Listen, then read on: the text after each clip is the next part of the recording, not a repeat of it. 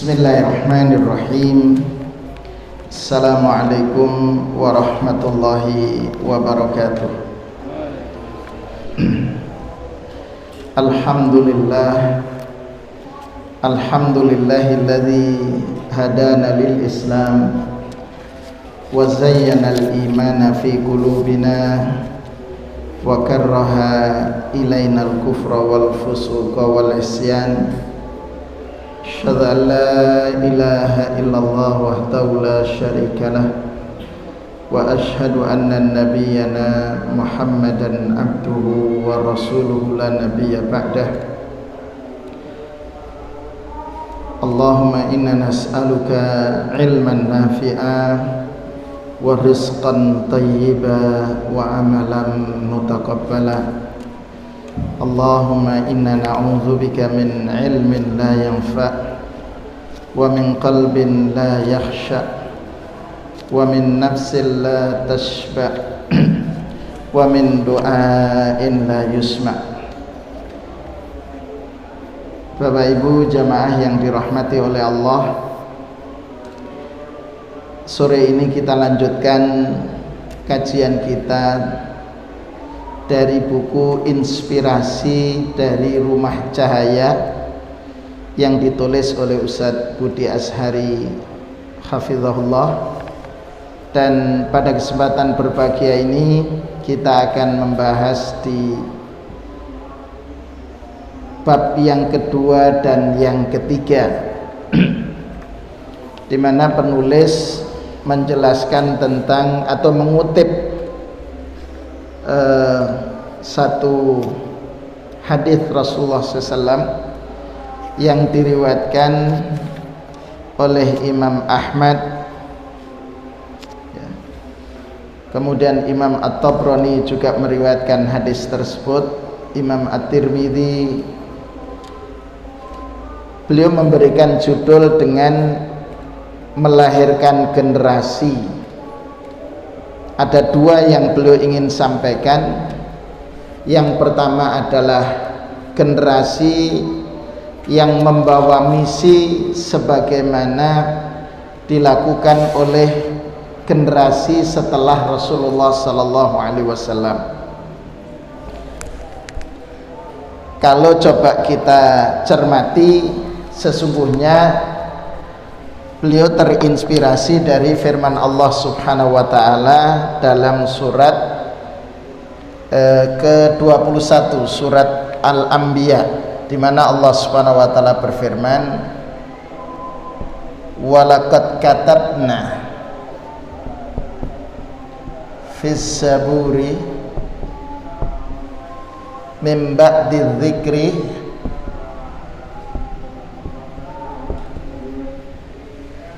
annal arda yarithuha ibadiyas salihun."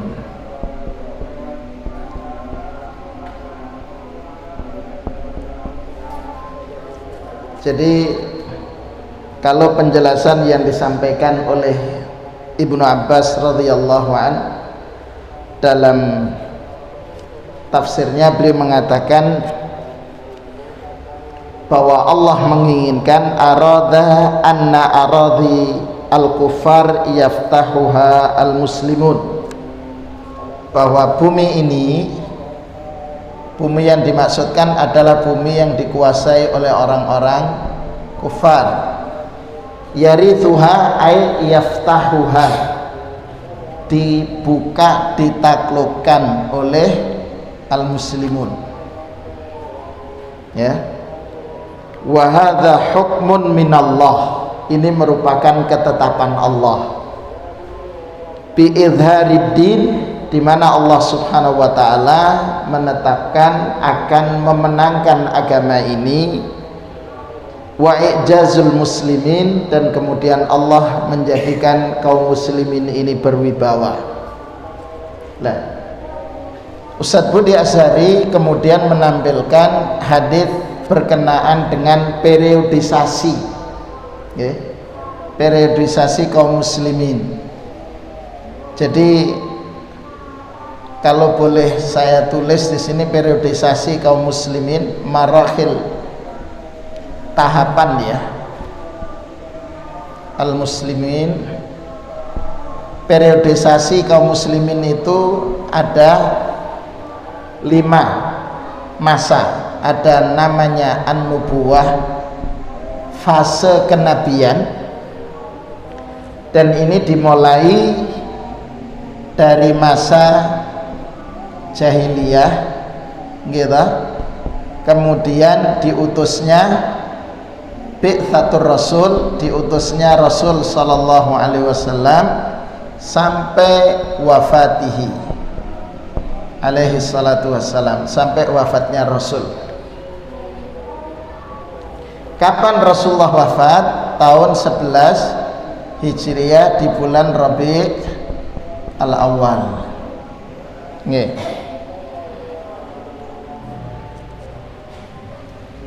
Mari kita coba cermati setelah peristiwa wafatnya Rasul, kemudian ada fase namanya fase khilafah ar-rasyidah, yaitu fase khulafaur rasyidin,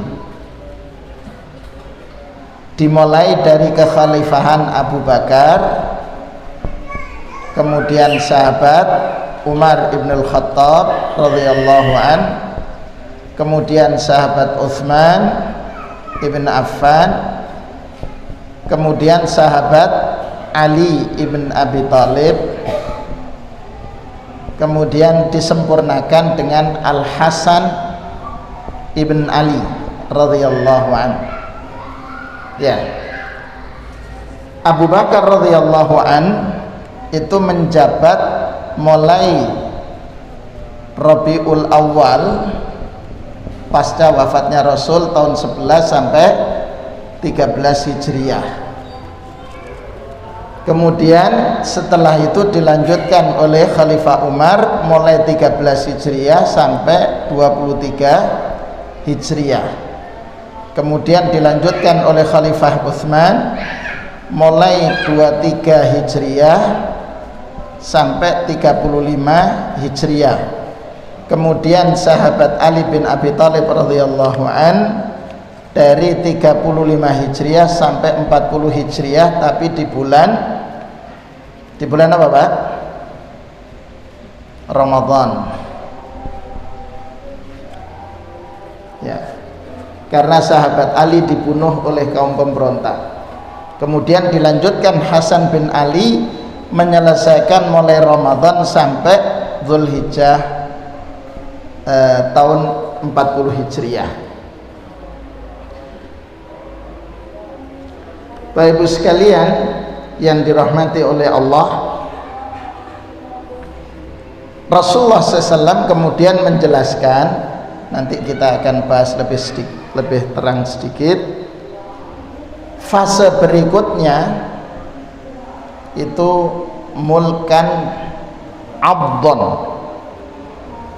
jadi kekuasaan yang menggigit, atau dalam konsep di sini adalah sistem mulkiyah, kerajaan, ya, mulkiyah, sistem kerajaan. Dan ini dimulai di masa Daulah Al-Umayyah, yaitu akhir tahun 40 Hijriah sampai berakhirnya dengan jatuhnya Daulah Utsmaniyah. Daulah Utsmaniyah di Turki, yaitu tanggal 24 Maret tahun 1924. Ini berakhir mulkiyah, sistem kerajaan. Kemudian mulkan jabariyan, sistem otoriter. Mulai kapan? Nggih, mulai tahun 1924 sampai sekarang. Nggih, sampai sekarang. Kepemimpinan yang otoriter. Ini diliputi dengan sistem yang otoriter, kemudian banyak kezaliman, jauhnya dari keadilan, kemudian menggunakan standar ganda dalam hal penegakan hukum. Nah, Rasulullah SAW kemudian menggambarkan bahwa setelah ini nanti akan berakhir dan muncul yang kelima yang diistilahkan al-khilafah ala minhaj an-nubuwah, sistem kepemerintahan yang menggunakan konsep sebagaimana Rasul Sallallahu Alaihi Wasallam, yaitu konsep yang di sini. Berarti Bapak Ibu sekalian, ini kan janji Rasul, gitu. Al-wa'du, janji Rasul. Al-wa'du minar Rasul. Dan Rasul berjanji berdasarkan wahyu. Jadi pasti benar dan pasti akan terjadi. Jadi ini akan terjadi. Nah, cuman kapan terjadinya itulah yang kita tidak tahu, tapi mesti akan terjadi. Tinggal pertanyaannya, apakah kita akan menjadi unsur ya untuk nanti menghadirkan, itulah yang menjadi pertanyaan. Berarti tugas ayah saat ini ya, tugasnya ayah yang kemudian didukung oleh ya, ayah dan bunda itu punya tugas besar. Apa itu? Mimpi mewujudkan generasi seperti generasi yang ada di masa Khulafaur Rasyidin, generasi di masa kepemerintahan Abu Bakar, Umar, Utsman dan Ali. Itu karenanya berarti ayah dan bunda ini apakah akan harus di sini al-istimrar fil masyru' al khairi, itu bahasa saya ya. Berarti ayah dan bunda saya, jenengan itu punya kewajiban bermimpi, mimpi untuk mulai mempersiapkan lahirnya generasi yang akan mengemban janji Rasul Sallallahu Alaihi Wasallam. Meskipun belum tentu kita merasakan. Kenapa? Mari kita coba cermati ya. Nah, sebentar saya lanjut dulu di sini. Jadi ayah dan bunda kita punya kewajiban untuk kemudian bagaimana proyek besar ini, proyek-proyek kebaikan ini terus berlanjut. Kemudian yang kedua, at-tadakhul fil masyru' al khairi. Kita punya ada peran untuk ikut terlibat.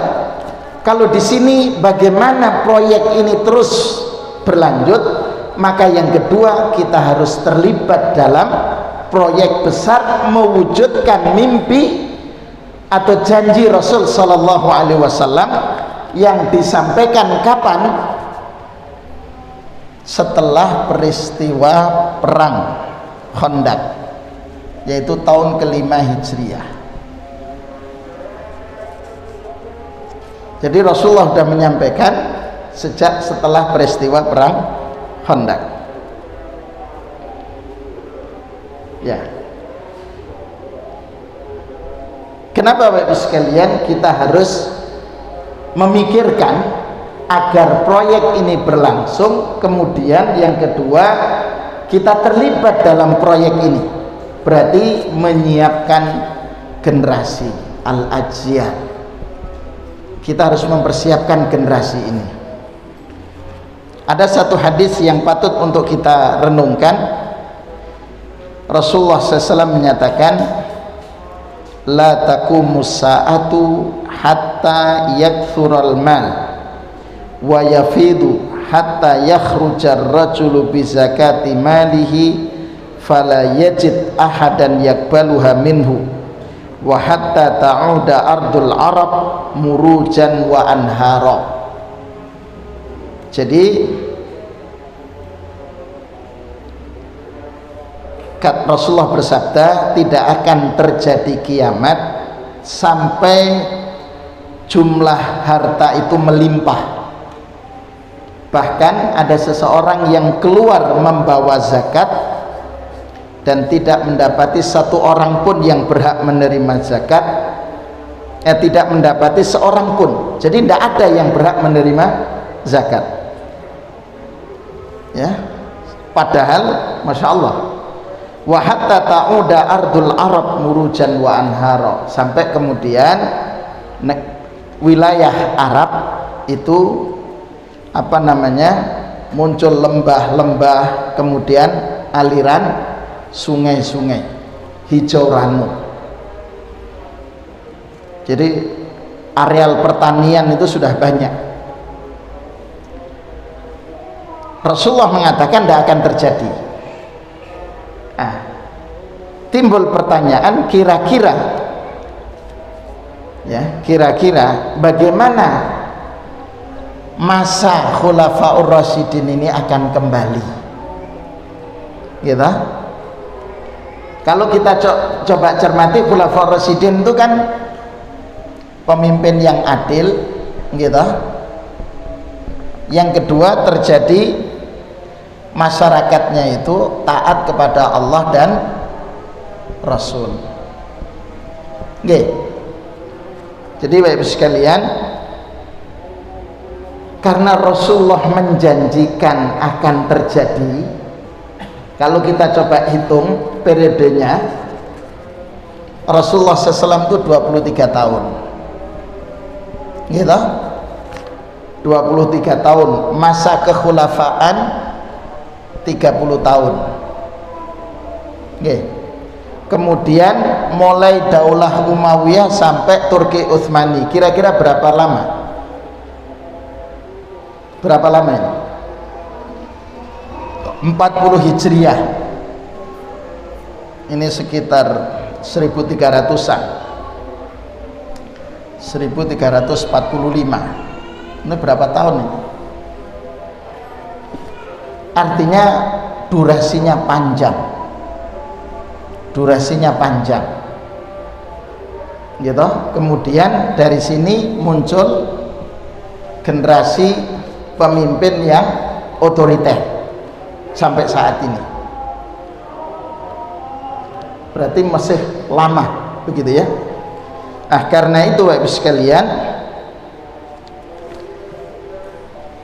karena mimpi besar kita adalah, jadi ayah dan ibu saat ini itu berpikirnya adalah bagaimana anak-anak yang saat ini berada dalam pengawasannya, ya, kita menjadikan putra-putri kita itu sebagai unsur yang nanti melahirkan generasi seperti generasi Khulafaur Rasyidin, gitu.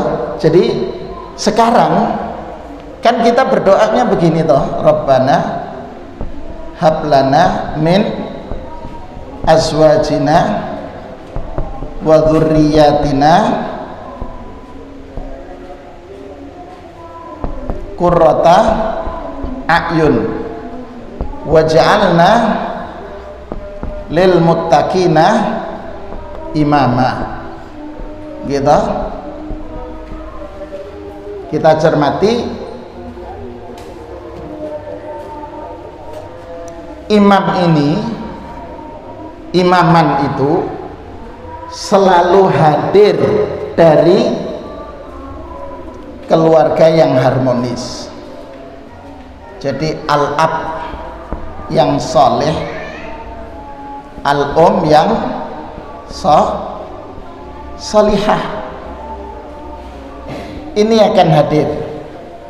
Saya boleh memberikan contoh sekaligus membahas yang kedua, ya. Kita ambil contoh sekarang. Kemarin saya sudah menjelaskan tentang Umar bin Abdul Aziz, tapi para ayah kan tidak masuk pembahasan.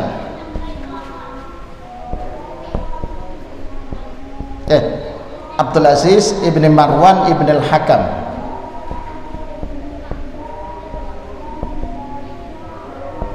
Ini nggih. Umar ini kan menjabat 99 sampai 101. Nggih.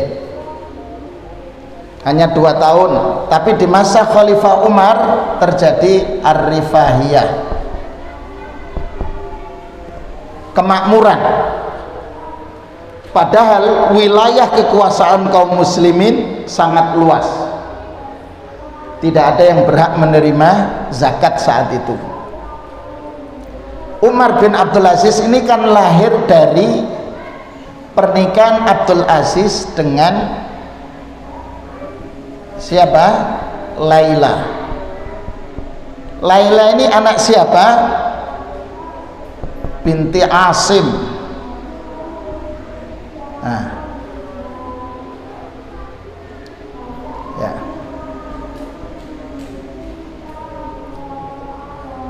Asim menikah dengan Ummu Laila, ibunya Laila, untuk lebih mudah.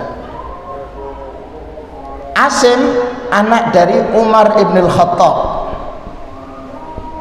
gitu. Kemudian Laila lahir dari rahim ibu penjual susu, Bai'ul Laban, penjual susu, yang diketahui oleh Umar ketika terjadi dialog itu antara ayah dan antara ibu dan nikah, lahirlah Laila. Berarti Asim al-ab soleh, Ummu Laila as-salihah.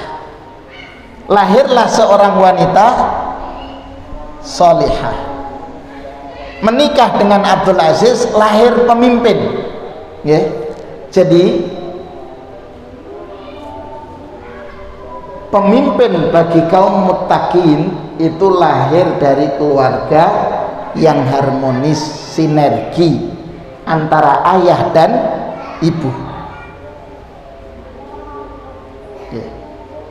Makanya kita harus mempersiapkan generasi yang siap nantinya melanjutkan, memiliki karakter seperti sahabat. Ini yang pertama. Yang kedua, Rasulullah SAW kan menyampaikan akan takluknya dalam hadis itu, latuftahanna al-Qastantiniyah. Jadi akan terjadi penaklukan Konstantinopel, ya, atau dalam bahasanya dulu Romawi, Romawi itu ada Romawi bagian barat, Al-Gharbi, itu yang saat ini berkedudukan di Italia, ya. Kemudian Romawi Timur, Asy-Syarqi, Romawi Timur, itu yang diistilahkan dengan Furs Persia, yang kemudian pusatnya di Konstantiniyah atau Konstantinopel atau saat ini Istanbul. Istanbul. Rasulullah menyampaikan ini bahwa akan terjadi penaklukan karena Rasulullah ditanya mana yang lebih dulu ditaklukkan, Romawi atau Persia. Kata Rasulullah SAW, Ar-Rum, Romawi. Tapi Romawi yang di sebelah timur yang dimaksudkan adalah kekuatan Persia yang pusatnya di Istanbul atau Konstantinopel dulu bahasanya. Ini, itu pusatnya di sini. Kapan takluknya? 800 tahun setelah sabda Rasul. Nggih. 800 tahun. Berarti yang berpusat di Italia saat ini pun juga akan jatuh, gitu kan, akan takluk. Cuman berapa tahun kan ngeten masalahnya ya. Kalau kemudian melihat kehidupan dari penakluk Romawi Timur, Konstantinopel, yaitu Muhammad Al-Fatih.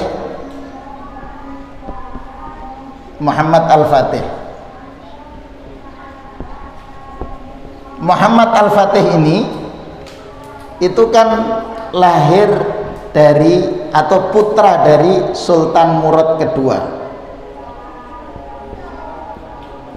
Sultan Murad kedua punya anak Muhammad Al-Fatih. Muhammad Al-Fatih usia 6 tahun hafal Quran. Nggih. Usia 6 tahun hafal Quran dan menguasai 6 bahasa asing selain dari bahasa ibu. Begitu. Tapi ada hal yang menarik ketika kita membaca sejarah dari Muhammad Al-Fatih. Ya. Ayahnya yang seorang sultan Murad ini, Sultan Murad yang kedua, ini seorang yang dermawan. Bukti kedermawannya, beliau setiap hari menyiapkan 5.000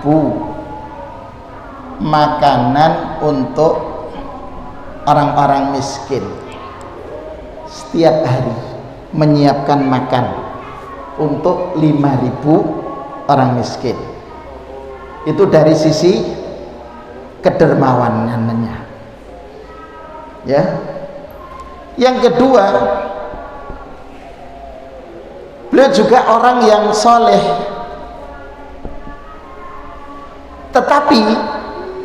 Tetapi Muhammad Al-Fatih muda saat itu, ya, Muhammad Al-Fatih ini ada sedikit karena putra, karena anak yang disayangi oleh Sultan Murad, ya. Sampai kemudian Sultan Murad dalam bahasa kita sedikit agak nakal lah, ya, dalam tanda kutip, meminta ulama. Jadi merasa beliau tidak lagi nasihat-nasihatnya belum begitu maksimal diterima oleh putranya, maka beliau meminta seorang ulama untuk kemudian menjadi guru, ya, menjadi guru. Siapa itu? Saya hapus ya. Jadi guru Muhammad Al-Fatih. Jadi ada, kalau Ustadz Budi Azhari menyebutkan 3 orang yang punya peran terhadap Muhammad Al-Fatih. Yang pertama ayahnya sendiri, Sultan Murad. Ya, ini pertama. Yang kedua, Ahmad bin Ismail Al-Karrani.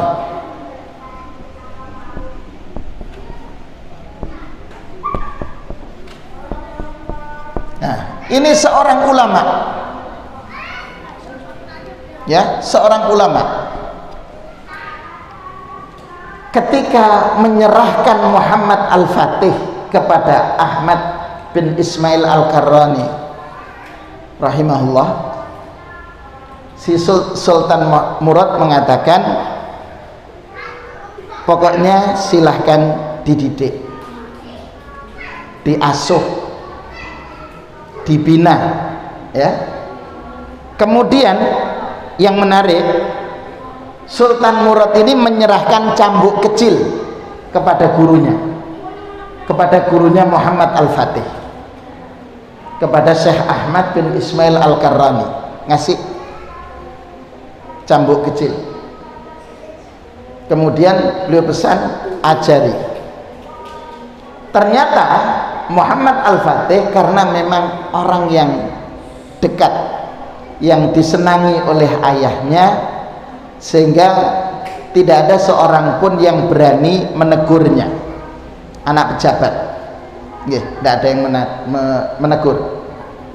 Tapi ketika sudah mulai belajar dengan Syekh Ahmad bin Ismail, apa yang dilakukan? Ketika tidak bisa, dinasihati pertama tidak bisa, langsung dicambuk. Proses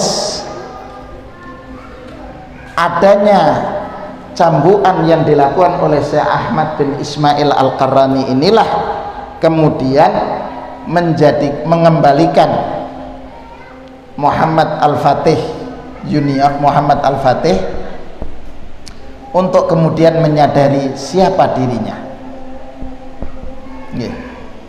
Siapa dirinya. Kemudian yang kedua, sebagai awal akhirnya fathul qalb, hatinya terbuka untuk menerima ilmu. Kenapa? Karena sebelumnya merasa anak sultan, sehingga ada unsur kesombongan. Kenapa? Tidak akan, karena dia mengatakan kalau dia berbuat pasti akan mendapatkan pembelaan dari ayahnya Sultan Murad, pasti. Tapi justru Syekh Ahmad bin Ismail memberikan hukuman. Setelah dicambuk, dia mengetahui siapa dirinya, dan kemudian mulailah terbuka hatinya untuk menerima ilmu. Disinilah kemudian diajarkan nilai-nilai, sampai kemudian nilai-nilai agama semuanya, hingga pada akhirnya siapa? Muhammad Al-Fatih terbiasa untuk sholat berjamaah. Kalau ketika saya ke Turki, ke salah satu takmir di Hagia Sophia, kemudian ke masjidnya Sultan Mahmud ini yang dikatakan Mehmet itu, saya ke sana, itu diberikan penjelasan pertama tentang kesolehan Sultan Murad, kemudian dijelaskan tentang kedermawanannya, dan sampai hari ini di sekitar masjid itu setiap hari lebih dari 5.000 porsi makanan disiapkan. Kemudian beliau menjelaskan tentang Muhammad Al-Fatih, mulai belajar itu sampai kemudian menjadi panglima di usia 24 tahun.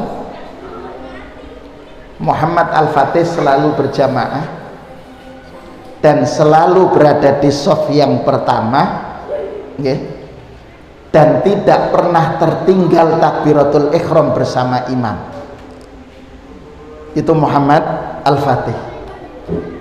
Jadi sholatnya selalu berjamaah di shaf yang pertama, dan dia selalu mendapatkan takbiratul ihram bersama imam sampai beliau menjabat sebagai panglima, ditetapkan sebagai panglima di saat usianya baru 24 tahun.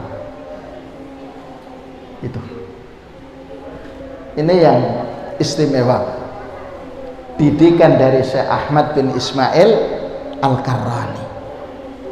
Kemudian siapa orang yang bertiga? Syekh Samsuddin,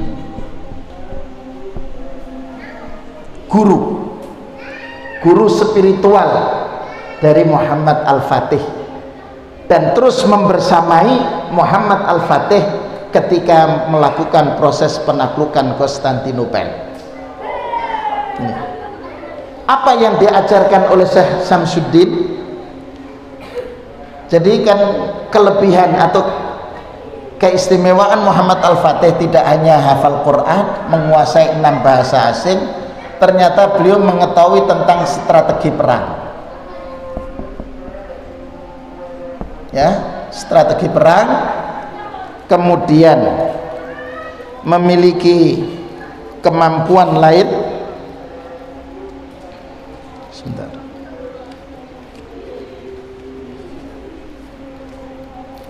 Ya, menguasai teknologi, jadi teknologi juga, sehingga ketika proses penaklukan Konstantinopel itu mengerahkan dengan 3 jalur: jalur udara, jalur darat, dan jalur laut. Itu.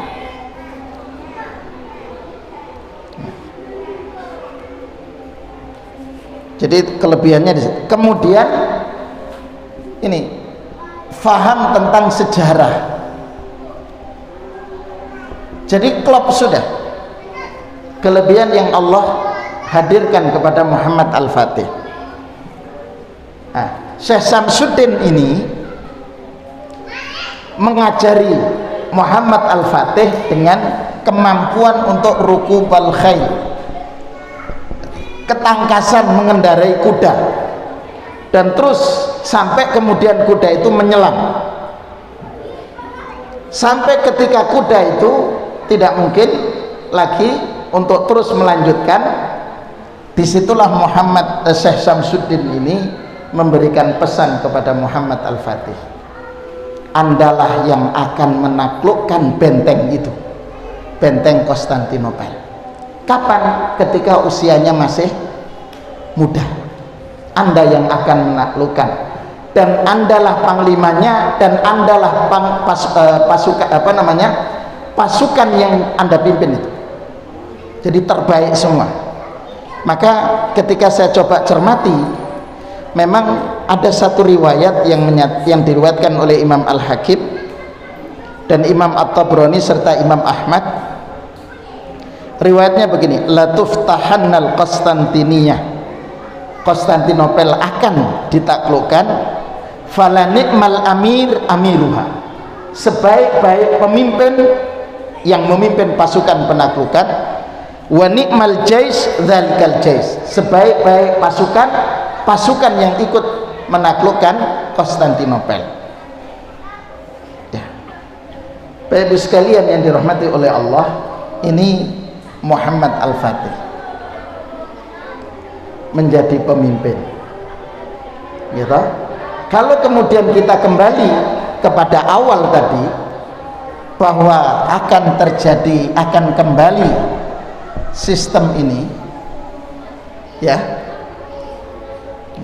seperti yang disabdakan Rasulullah SAW, Islam akan memimpin dunia. Atau kalau kemudian membaca buku Al-Mustaqbal li hadzal din, masa depan itu untuk agama ini, yaitu tegaknya minhaj an-nubuwah, sistem kenabian yang ditunjukkan oleh Pak Rasulullah dan para sahabat. Maka yang harus kita lakukan adalah menyiapkan, ikut terlibat dalam proyek-proyek besar ini, yaitu menyiapkan generasi yang memiliki kualifikasi seperti Abu Bakar, kualifikasi seperti Umar, kemudian Utsman, Ali. Inilah tugas besar keluarga kita, ya. Kita harus yakin sistem ini akan kembali dan kiamat tidak akan tegak kecuali terjadi ini.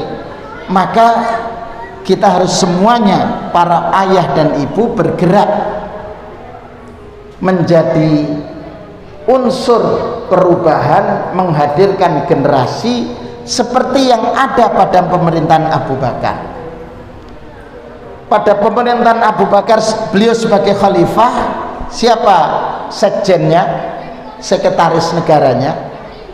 Umar bin Khattab, ya. Ketika Umar bin Khattab sebagai khalifah, sekjennya Utsman bin Affan. Ketika Utsman bin Affan sebagai khalifah, sekjennya adalah Ali bin Abi Thalib. Begitu, ya.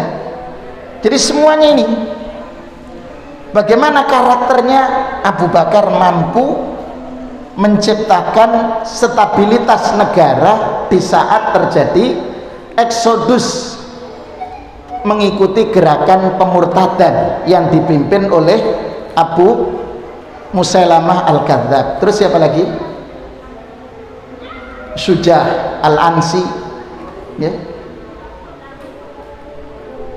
Sehingga kemudian sistem pemerintahan awal di masa pemerintahan Abu Bakar sempat mengalami kegoncangan, goncang ini karena ada gerakan murtad, gerakan orang yang enggan membayar zakat. Di sisi yang lain, Abu Bakar berhadapan dengan kabilah-kabilah yang ada di sekitar Madinah yang ingin melakukan penyerangan kepada Madinah.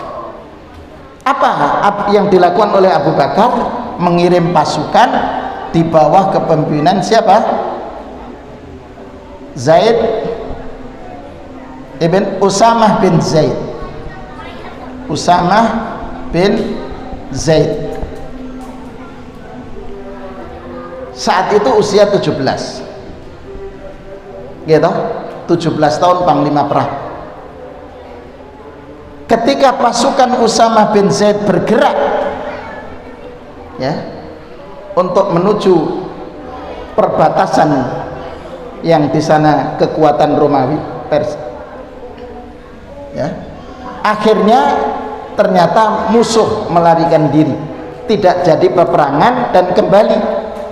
Ketika kembali ke Madinah, melewati seluruh kabilah-kabilah yang akan memberontak, melihat kekuatan Usamah bin Zaid, akhirnya mereka tidak jadi memberontak dan kemudian terjadi stabilitas aman.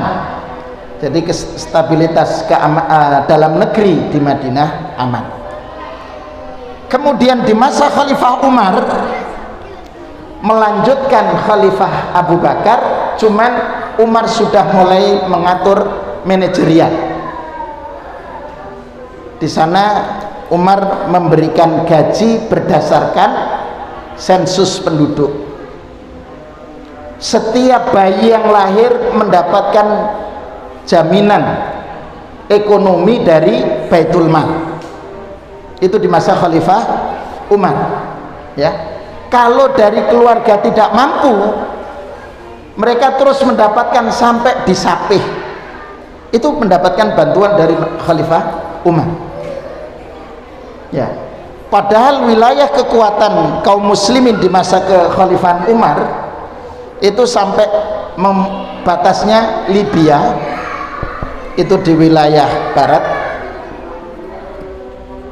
kemudian wilayah timur sampai di Samarkand. Samarkand itu bekas jajahan Uni Soviet, ya. Kemudian di sebelah utara itu Persia, ya. Sebelah selatan Yaman. Jadi luas. Jadi kekuasaannya sampai Libya, kemudian sebelah timur sampai di Samarkand, Persia dan Yaman, termasuk Makkah dan Madinah, atau saat ini Saudi Arabia. Ya tak? Luas. Tapi di saat itu terjadi kemakmuran dan terjadi stabilitas yang luar biasa. Ini di masa Umar. Sampai-sampai kemudian untuk mengatasi ekonomi supaya tidak terjadi perang harga, Utsman itu mengangkat seorang wanita namanya Nusaibah itu sebagai pengawas pasar, dan kebijakan Umar tidak boleh masuk dalam pasar kecuali faham tentang jual beli menurut syariah Islam. Itu kebijakannya. Di masa Khalifah Utsman 6 tahun pertama mengikuti jejak Khalifah Umar, semakin terjadi perluasan, bahkan kemakmuran yang luar biasa. Baru di 6 tahun berikutnya itu mulai muncul fitnah, ya, sampai kemudian Utsman dibunuh oleh kaum pemberontak, dilanjutkan oleh Khalifah Ali pun juga dibunuh oleh kaum pemberontak, kemudian digantikan oleh Hasan bin Ali radhiyallahu an, kemudian berdialog dengan Muawiyah bin Abi Sufyan, menyerahkan kekuatan kepada Muawiyah sampai kemudian terjadi yang namanya Amul Jamaah, tahun bersatunya kembali. Timbul pertanyaan, kalau dari Ustadz Budi, beliau menyatakan, terus bagaimana, kenapa Rasulullah bisa menghadirkan generasi Abu Bakar, Umar, Utsman, Ali, dan Hasan? Kata beliau dalam tulisan menyatakan Rasulullah SAW itu guru, muallim bagi orang yang seusia, karena Abu Bakar ini 3 tahun lebih muda dari Rasul. Jadi kalau Rasulullah tahun 40 sebagai Rasul, maka Abu Bakar waktu itu sekitar usia 37 tahun. Umar lebih muda, Utsman jaraknya dengan Rasul 6 tahun, kalau Umar itu 10 tahun. Ali menerima seruan dakwah ketika usia sekitar 10-an tahun bersama Rasul sallallahu alaihi wasallam. Hasan bin Ali usia 7 tahun Rasulullah wafat. Artinya, ayah bunda yang dirahmati oleh Allah, Bapak Ibu sekalian yang berbahagia, Rasulullah menjadi guru bagi semua lini, bagi para ayah yang seusia, untuk anak muda, syabab, untuk anak-anak yang masih belia, remaja, itu semua dilakukan oleh Rasulullah sallallahu alaihi wasallam. Jadi yang harus kita lakukan berarti adalah bagaimana sistem ini kembali, dan itulah yang diinginkan. Rumah tangga kita mulai bergerak, ayah dan ibu mulai bergerak mewujudkan menjadi pribadi yang saleh, ibu yang salihat, supaya anak-anaknya menjadi unsur penyumbang terbentuknya sistem nanti. Meskipun barangkali anak kita tidak bertemu, atau mungkin di masa anak kita, atau mungkin itu terjadi dari cucu atau cicit kita, tapi intinya kita termasuk terlibat dalam menyiapkan mega proyek ini. Bisa jadi dari keluarga kita lah lahir generasi seperti generasi Abu Bakar, Umar, dan Utsman, generasi tabi'in, atau kemudian generasi seperti di masa Muhammad Al-Fatih, sehingga generasi dari keluarga besar kita bisa ikut terlibat dalam janji Rasulullah SAW untuk penaklukan Romawi Timur sudah, tinggal Romawi Barat yang saat ini menjadi pusat, yaitu di ibu kota Roma, Italia. Begitu. Ini Bapak Ibu sekalian sebagai pembuka dialog kita, ya. Jadi dua poin, dua bab yang disampaikan oleh Ustaz Budi Azhari. Barangkali saya ingin membaca begini, kesimpulan akhir dari dua bagian itu. Kata Ustaz Budi, hadis tentang akan hadirnya kekhilafan di atas manhaj nubuwah adalah sebuah ucapan Rasulullah yang pasti akan terjadi. Kita berharap semua dapat merasakannya ketika masa itu hadir. Kalaupun kita tidak dapat merasakannya, semoga kita menjadi bagian dari upaya melahirkan generasi-generasi mulia itu, insya Allah. Kemudian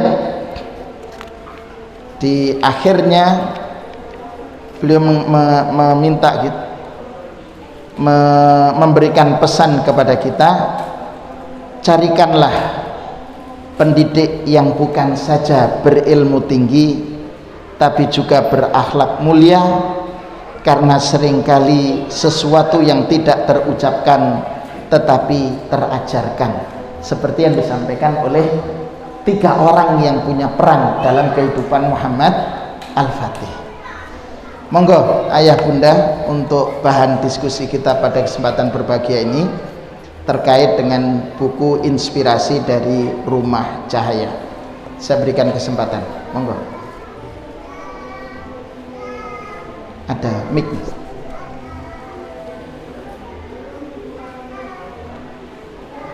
Monggo Pak.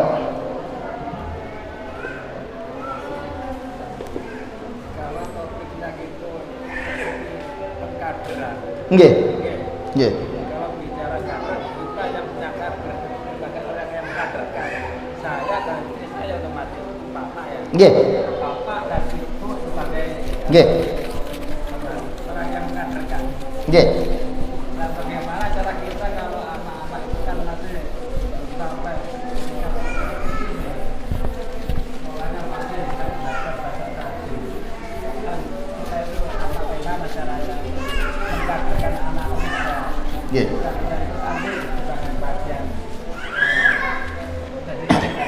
Nggih. Kan ngeten Pak, tadi kita sampaikan ayatnya nggih, Rabbana hablana nggih ta min azwajina wa dzurriyyatina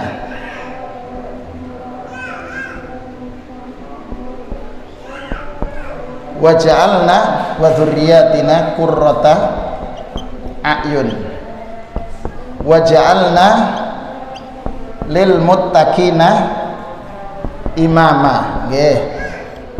Dah. Enggak apa-apa. Nggih. Ayat ini sesungguhnya kan memberikan pesan kepada kita. Nggih. Bahwa rumah tangga kita, rumah tangga muslim itu visinya harus jelas. Nggih. Visinya kemana? Surga. Visinya surga. Kenapa? Qurrata a'yun ini, generasi yang penyejuk mata. Siapa qurrata a'yun itu? Kalau mengacu tadi kehidupan Abu Bakar, gitu. Abu Bakar punya anak Aisyah. Nggih. Aisyah menjadi istri Rasulullah SAW. Punya anak Asma menjadi istri dari Zubair bin Awwam. Asma dinikahkan dengan Zubair oleh Abu Bakar. Saat ya setelah nikah punya anak, visinya sama. Abdullah bin Umar, Abdullah bin Zubair. Kemudian punya anak satu lagi Urwah, punya anak satu lagi Asim. Ini soleh semua, gitu. Jadi visinya jelas. Ayah ibu visi membangun rumah tangga adalah menjadi keluar ini keturunannya harus qurrata a'yun. Berarti di sini suami, ayah, ibu ini visinya sama. Berarti ayah dan ibu itu sinergi untuk menghadirkan keturunan yang qurrata a'yun. Kan ngeten. Dari keluarga yang sinergi yang kemudian anaknya qurrata a'yun ini akhirnya muncul imaman sebagai pemimpin. Nggih. Nah, terus kita sekarang seperti jenengan kan sudah sepuh gitu. Sekarang memastikan menjadi ayah yang saleh, istrinya menghadirkan ini bersinergi. Lah kalau anak-anaknya sudah berkeluarga gitu, seperti yang dialami Rasulullah SAW punya anak siapa? Rasul anaknya Ruqayyah gitu, Ummu Kulsum, terus Zainab, kemudian Fatimah, Ibrahim, Qasim gitu, Qasim. Nah, ketika ini tidak punya keturunan gitu, yang punya di sini Rasulullah mencarikan suami untuk putrinya, dicarilah Ali, masih ada hubungan kerabat, sepupu ya, sepupu atau dupopo sama aja. Yeah. Ini kan punya anak dua, Hasan terus Husain. Hasan 7 tahun Rasulullah wafat, dibina oleh Rasul 7 tahun. Tapi Hasan ini diperhatikan karena Rasulullah sebagai kakek memastikan Hasan ini tidak boleh makan kecuali yang halal. Kan pernah Hasan itu mengambil dari zakat atau sedekah, disuruh memuntahkan sampai habis. Lah, artinya tidak ada toleran dalam bab halal dan haram untuk mengantarkan Hasan ini menjadi muslih yang mengislah dua kekuatan besar. Itu di sini. Kekuatan di bawah kepemimpinan ayahnya sebelumnya, kemudian kekuatan di bawah kepemimpinan Muawiyah bin Abi Sufyan. Dua kekuatan besar ini disatukan kembali oleh Hasan yang mendapatkan pendidikan langsung dari kakeknya Rasulullah SAW. Ini kita berbicara. Terus kita coba lihat Umar. Umar punya anak Abdullah, punya anak siapa lagi? Hafsah. Abdullah diantarkan oleh Umar menjadi seorang ulama. Ya. Kemudian Hafsah dinikahkan. Ketika suami Hafsah meninggal, Umar ini kan kemudian menawarkan putrinya. Gimana?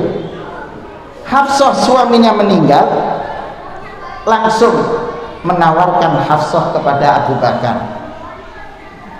Coba, Abu Bakar tidak memberikan respon. Kenapa? Abu Bakar pernah mendengar Rasulullah menyebut nama Hafsah. Itu karena Abu Bakar tidak ada respon, ditawarkan ke Utsman.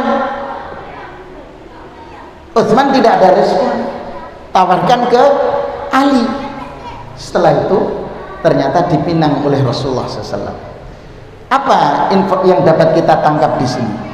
Umar ingin memastikan putrinya mendapatkan suami yang saleh. Itu, mohon maaf, mengantarkan supaya menjadi suaminya. Siapa? Dinikahi oleh Rasul Sallallahu Alaihi Wasallam. Gitu Pak. Jadi luar biasa mereka. Rasulullah SAW, Rasul. Gitu. Ini kan punya anak Ruqayyah Ummi Kulsum Zainab. Dinikahkanlah dengan Utsman. Ya, Utsman tahu kesalehannya. Ketika meninggal, kemudian Ruqayyah meninggal digantikan Ummi Kulsum. Ya, sehingga kemudian Utsman dikatakan Dzunnur Rai. Nah, jadi di sini pentingnya.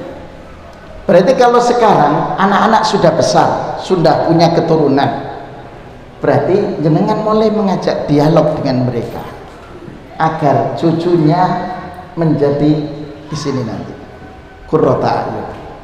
Visinya keluarganya menjadi keluarga surgawi.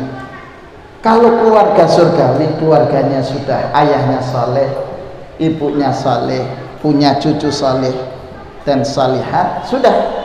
Insya Allah nanti akan lahir dari keluarga ini imaman, waja'alna lil muttaqina imaman. Kalau Ustaz Budi Asyari mengatakan pemimpin yang adil itu tidak akan lahir kecuali dari keluarga yang keluarga yang keturunannya qurrata a'yun, yang terjadi sinergi antara ayah dan ibu. Ketika ayah bergerak soleh, ibunya ndak, punya dampak hasil seperti yang dicontohkan Nabiullah Nuh alaihissalam. Tapi ibunya solihat, bapaknya tidak soleh, seperti ini hidupnya tertekan, seperti yang dialami oleh istri Fir'aun, tertekan begitu. Jadi memang ini, jadi harapannya keluarga kita itu mulai berangkat menuju kesalehan, dan kemudian mimpi besar kita adalah cita-cita kita anak atau cucu yang Allah titipkan kepada kita nanti menjadi bagian yang akan merasakan al-minhajun nubuwah tadi, sistem sesuai dengan sistem Rasulullah SAW. Begitu Pak. Yeah. Kalau kita bicara tentang qurrata a'yun, ya Yeah. contoh qurrata a'yun termasuk rahmah. Tapi biasa kita dulu masih mengenal ajaran dirinya, awal-awalnya agama ya kasih mentangi, dan saya kenal. Nah, anak saya itu kan sekarang lari ke PT-PT. Ya, tidak ada masalah. Nah, ini kan basicnya kan juga untuk menciptakan ilmu tentang imam, ini kan yang mantap. Sakit Pak. Jadi sekarang misal anaknya kerja di PT Timbul Tenggelam, ya, gitu? PT-nya PT Timbul Tenggelam. Betul. Okay. Ini kan sebagai kasbul ma'isyah, gitu, sumber ekonomi. Seperti Pak Haji Khairul ini kerjanya di tambang, gitu kan. Tapi mimpi besarnya dari anaknya yang saat ini di Kutab itu nanti menjadi anak yang qurrata a'yun, yang masih kecil-kecil ini. Kenapa? Karena sudah berinteraksi dengan Quran. Harapannya seperti Muhammad Al-Fatih, usia 6 tahun hafal Quran, kemudian menguasai 6 bahasa. Pak Haji Khairul pintar bahasa Inggris, anaknya sudah diajari bahasa Inggris, tapi mengenal juga Quran, begitu. Itu harapannya. Jadi ini sebagai kasbul ma'isyah, sebagaimana Umar itu pedagang, Utsman pedagang sebelum menjadi khalifah, ngaten, tetap ikut berjuang, tidak ada masalah. Cuman maksud saya ini tempat kerjanya. Tapi ketika sudah berkeluarga, berarti nanti jenengan kan punya menantu ya, ini putra jenengan punya menantu.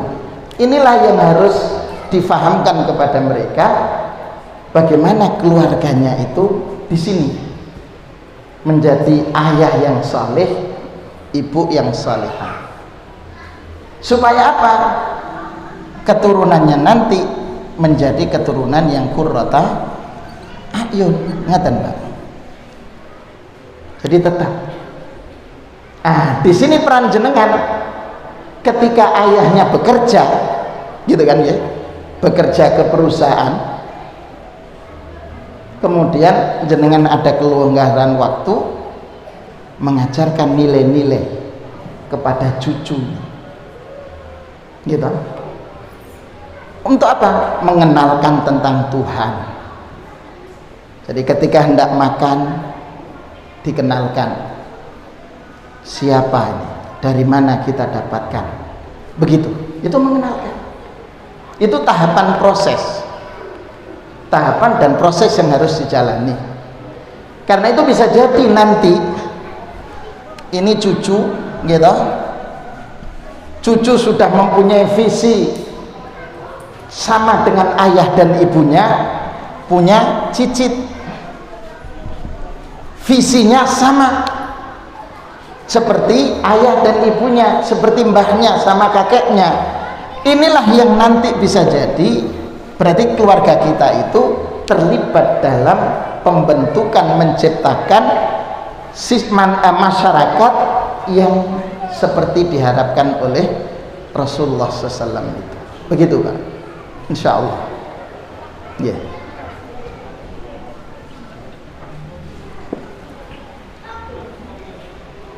Saya aja begini, kenapa baru saya baca buku ini, kan ya tuh?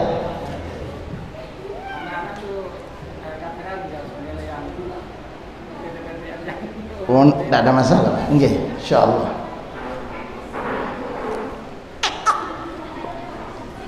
Ada lagi? Monggo Pak.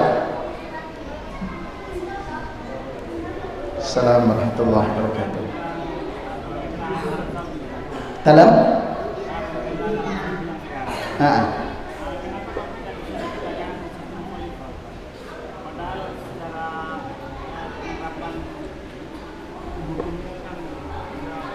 Ya.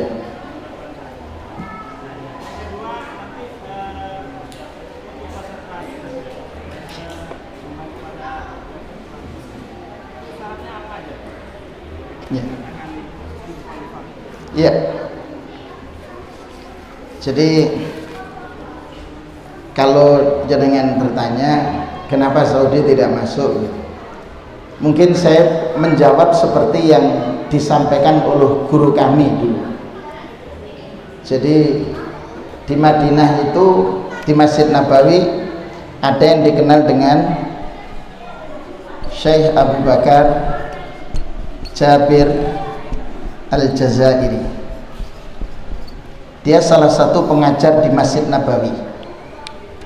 Syekh Abu Bakar Jabir Al-Jazairi salah satu pengajar dan punya kitab tafsir namanya Aisarut Tafasir, punya kitab Sirah Nabawiyah, menulis buku dengan Hadza Habib Ya Muhib, punya kumpulan kitab yang dimulai tafsir yang ayat-ayatnya dimulai dengan ya ayyuhalladzina amanu, namanya Nidaatur Rahman li Ahlil Iman.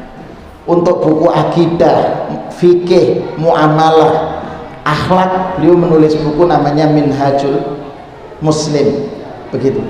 Tentang rukun iman menulis buku tentang iman bil qada wal qadar, macam-macam karya tulis beliau. Beliau menjadi guru di Masjid Nabawi. Kemudian mempunyai buku kitab yang sifatnya maudhu'i, tematik, mempunyai judul kitabnya namanya Al-Masjid wa Baitul Muslim. Luar biasa. Di masa Raja Fahd, yaitu ketika terjadi serangan tahun 91 itu, serangan yang dilakukan oleh Saddam Hussein invasi ke Kuwait, yang kemudian akhirnya datanglah pasukan dari Amerika, ya, itu berada di perairan sana.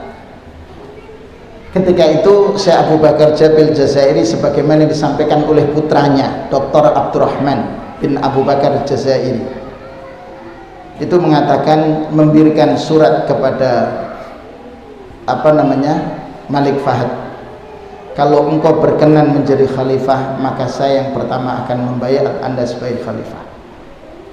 Tapi beliau mengatakan bukan begitu. Itu jawabannya. Jadi mungkin jawabannya singkat seperti itu aja. Kemudian bagaimana kemudian menyiapkan atau generasi yang seperti yang diinginkan oleh Rasulullah Sallallahu Alaihi Wasallam? Pertama, Bapak Ibu sekalian, kalau kita coba cermati, yang harus kita lakukan adalah menghadirkan generasi seperti generasi di masa kekhalifahan Abu Bakar atau kekhalifahan Umar. Coba jenengan cermati, di masa kekhalifahan Umar bin Khattab itu memiliki 114.000 orang yang memiliki kapabilitas. Jadi Umar itu tidak segan untuk mengganti pejabat. Kenapa? Stoknya banyak,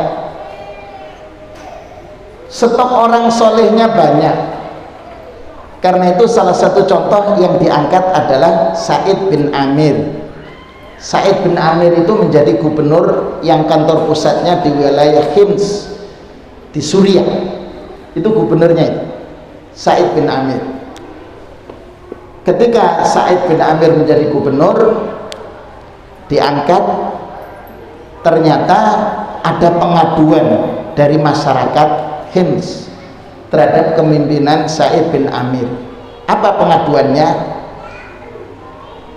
Jadi pertama, Umar itu minta dilakukan sensus penduduk untuk mengetahui siapa yang masuk kategori mustahik mendapatkan support dari Baitul Mal. Ternyata tim sensus penduduk yang dikirim Umar ke wilayah Hims memasukkan Sa'id bin Amir. Sa'id bin Amir sebagai yang berhak menerima bantuan dari negara. Gubernur, Pak.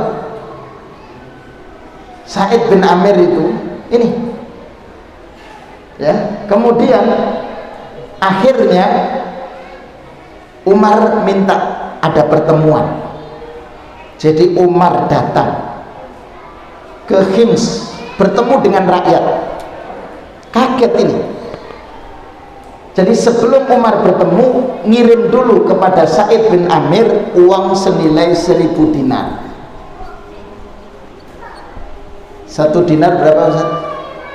4 juta. Itu 1 dinar.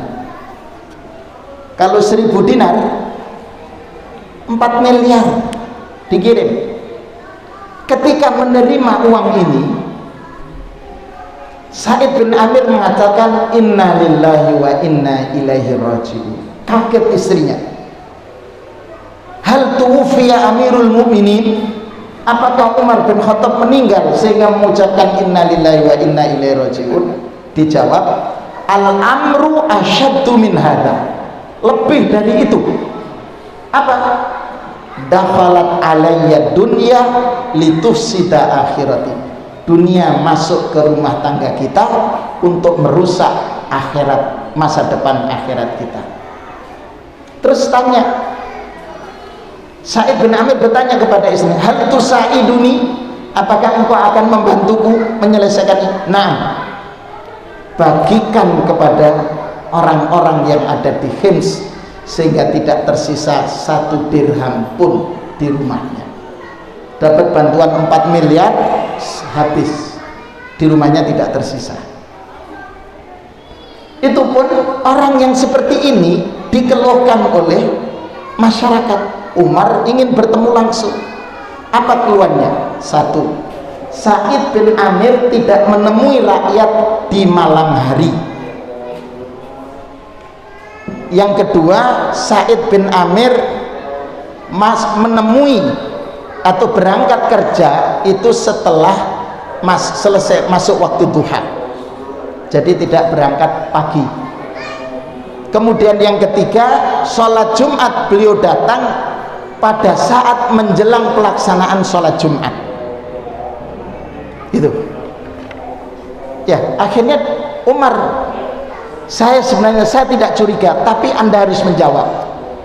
Kata Sa'id bin Amir, sebenarnya saya malu untuk menyampaikan, saya tidak berangkat kecuali ke sholat Jumat kecuali menjelang pelaksanaan sholat Jumat, karena saya hanya punya satu pakaian, dan satu pakaian itu saya cuci, nunggu kering baru berangkat sholat Jumat. Seorang gubernur, bajunya satu, kita lebih kaya. Yang kedua, saya tidak menemui rakyat di malam hari, karena seharian itu untuk rakyat, malam hari untuk Allah subhanahu wa ta'ala. Yang ketiga, saya tidak menemui mereka kecuali setelah masuk waktu duha. Kenapa? Karena saat yang aku lakukan adalah saya tidak berangkat ke kantor kecuali sudah siap kebutuhan makan untuk anak dan istri. Jadi yang masak gubernur, jadi ibu gubernur menikmati hidangan yang disiapkan oleh gubernur. Karena itu setelah itu ditetapkan lagi, beliau tidak mau.